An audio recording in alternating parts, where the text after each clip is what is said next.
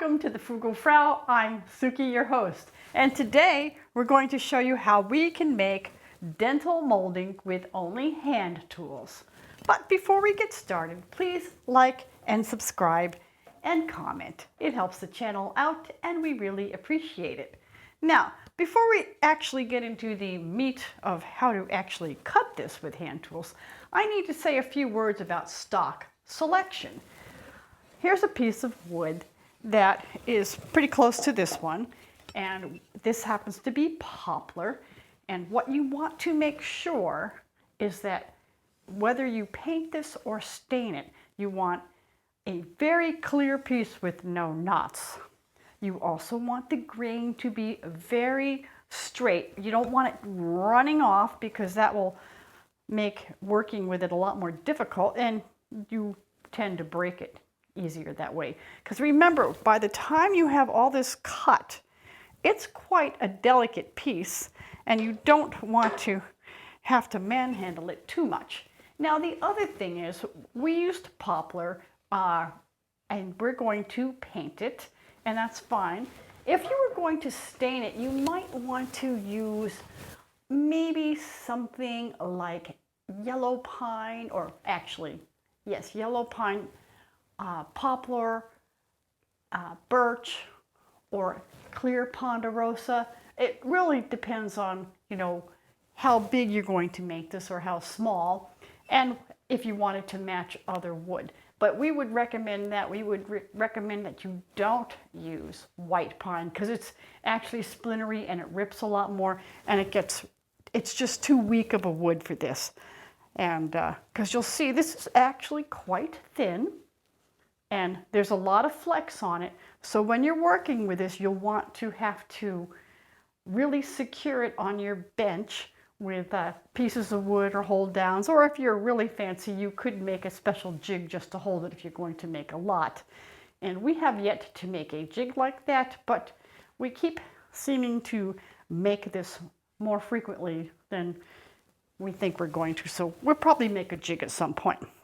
But that's what I wanted to say about the grain, because it's really important, and I just don't want you to ruin your project. But you might want to practice doing this if you've never done it before on some scrap pieces. But just remember, your life will be a lot easier if you have that minimal grain runoff and no knots. It must be absolutely clear. So let's get started. Okay, first, the large dental moldings are typically made using small blocks attached to a base, as seen in this picture. This being a concave dental, and obviously they made the entire molding and then cut it apart as blocks and applied it to a base. This is a stock molding with dental that includes the traditional egg and arrow design. This example includes fluting and a fretwork dental. Typically, dentils are placed in the bed molding part of a trim group, or that is the cornice part. In our application in a future video, we are placing the dentil at the very top of a cornice as simply a decorative band. This is why we cut it so small, because it can't be overwhelming when it's placed in this position.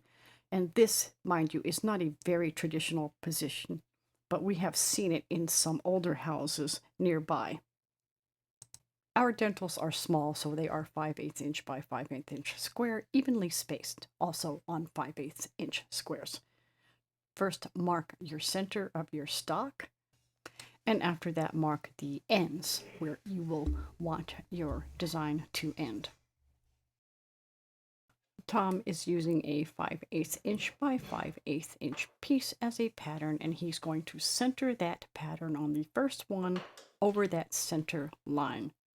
Proceed out from the center on each sides of the center towards the ends, marking your valleys, which Tom has marked with an X, as you can see in the upper left.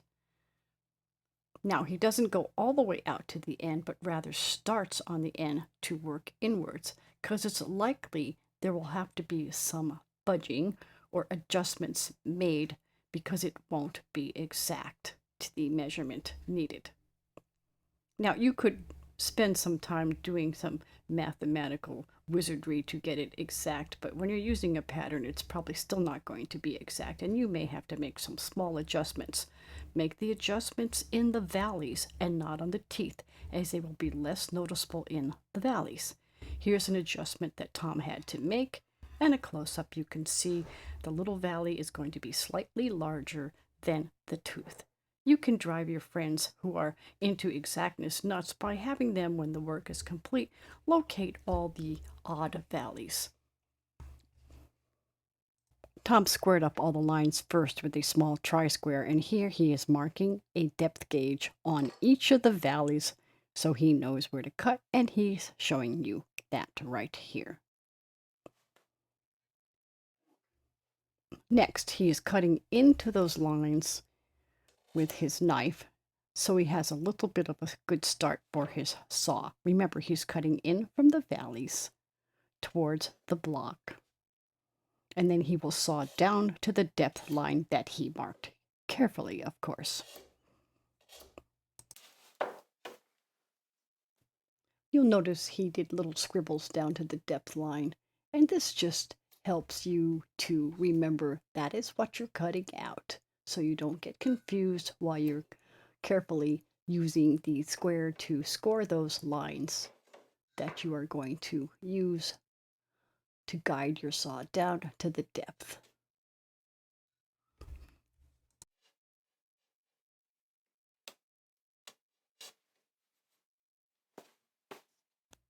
Next, use a small fine-tooth saw to cut the lines down to the depth line on either side of each block. I had a little trouble keeping the camera in focus on this, so I'm sorry about that. Tom is sharpening his chisel so it will be extra sharp, so that he can more accurately cut out the values between each of the dentils.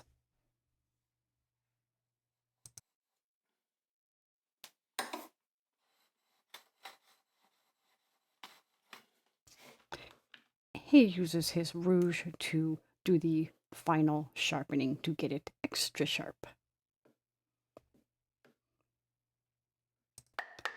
Carefully chisel out each valley between the dentils.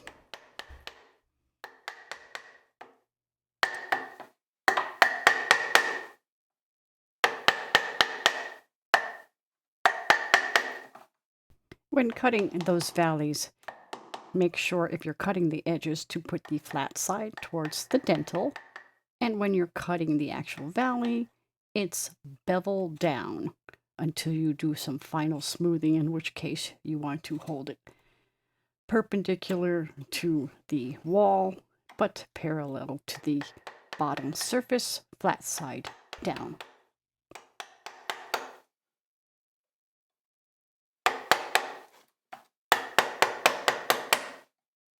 To clean up the bottom of the cutouts, Tom is using his small router plane. You could also do this with just a chisel if you didn't have a router plane. Notice he has to be extremely careful because this is now a very delicate piece of trim. And obviously before he started, he set the cutting blade to the depth of the valley. And this is just a close-up of a portion of the entire length of the trim. Thank you for watching.